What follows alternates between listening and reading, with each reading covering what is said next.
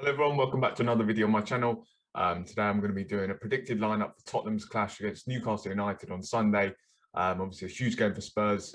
We are just 3 points off the top four. Lots to still play in the Premier League, but obviously a lot of competition to get that final fourth place spot, or maybe third or fourth spot. So a huge game for Spurs. Desperately need those 3 points, and especially against Newcastle side. On paper, Spurs of course should be winning this one. But still a huge game for Spurs, and we hopefully can have our strongest 11 out. So yeah, let's get straight into the video. So of course in goal I've gone for Hugo Lloris, the obvious choice. Obviously a lot of speculation at the moment surrounding his future, but for right now he's still a Spurs player, still Spurs' strongest goalkeeper. I think he's a guy who can be inconsistent. On his day I still think he's a fantastic goalkeeper.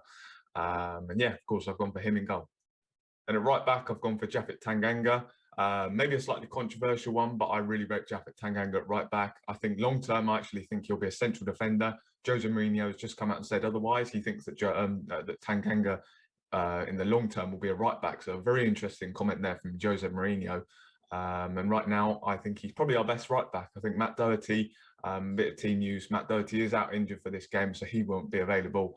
I think he should be picked ahead. I think Tanganga should be picked ahead of Aurier. And I think Tanganga's done really well there. Every time he's kind of featured, we saw against Aston Villa, he had a really good game. So for me, Japhet Tanganga is the right back. A left back, of course, gone for Sergio Reguilon. Big boost for Spurs. Reguilon, of course, went off injured against Aston Villa, but he's back for this one. I think he's been absolutely brilliant this season. He's been one of our standout players. Of course, he has missed a couple of games, maybe due to injury. And then, of course, rotating with Ben Davies. But Ben Davies, another player who'll be missing. So Reguilon definitely will be starting. And, of course, I'll be very happy with that. And, of course, our left-hand side will be very important because we've got two key players who are back fit now down that left-hand side. Two very good players. Sergio Reguilon being one of them. And he starts at left-back for me. And central defence, I've gone for Joe Rodon and Toby Alderweireld. This, for me, is our best centre-back partnership. I think Eric Dyer and Davinson Sanchez are two players who have a number of mistakes in them.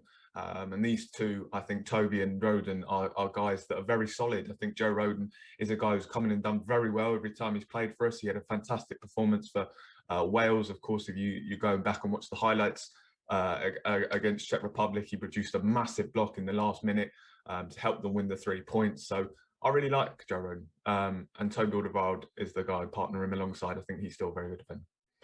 In the central midfield, of course, gone for Tanguy Ndombele and pierre-emile.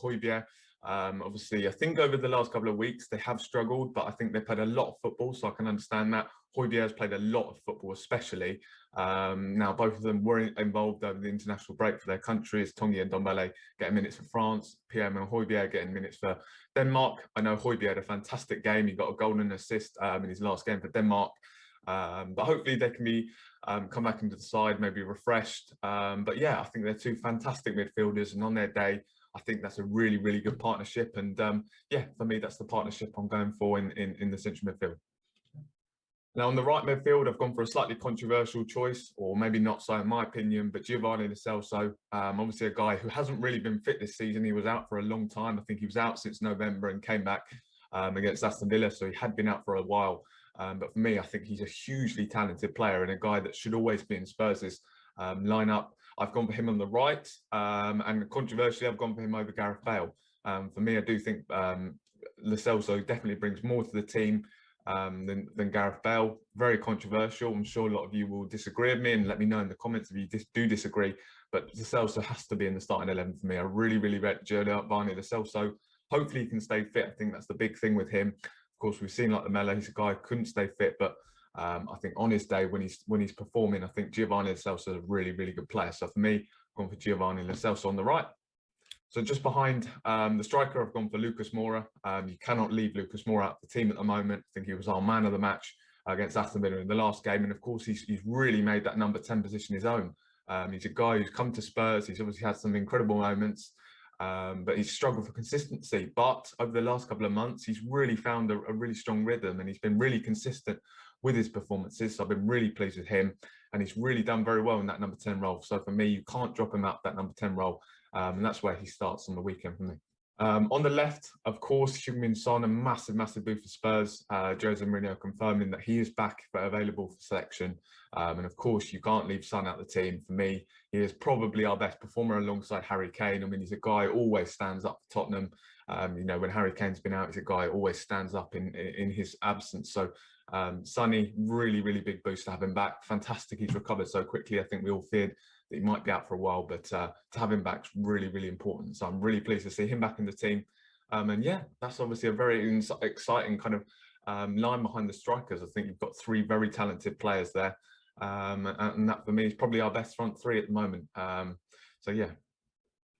And then, of course, I think, as you all have guessed, Harry Kane starting up front. Obviously, lots of speculation surrounding his future. I said in my last video, I do think Harry Kane will be here next season, and that'd be fantastic. Hopefully, we can go in the summer, show our ambitions to him, show him what we're trying to build in the summer by going big in the transfer market. Whether we'll do that, we'll have to wait and see. But of course, Harry Kane starting up front for Spurs on the weekend. So that is my predicted lineup.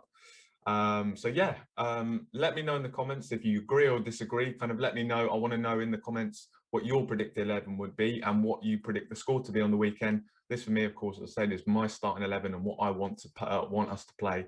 So yeah, massive game for Spurs. As I said, we're only 3 points off the top four, so there's a lot to play for this season. Of course, we've got a cup final coming up. So a very big couple of weeks for Spurs. So it's time to get behind the team, whether you're at Jose in or Jose out, whether your opinions are on the team.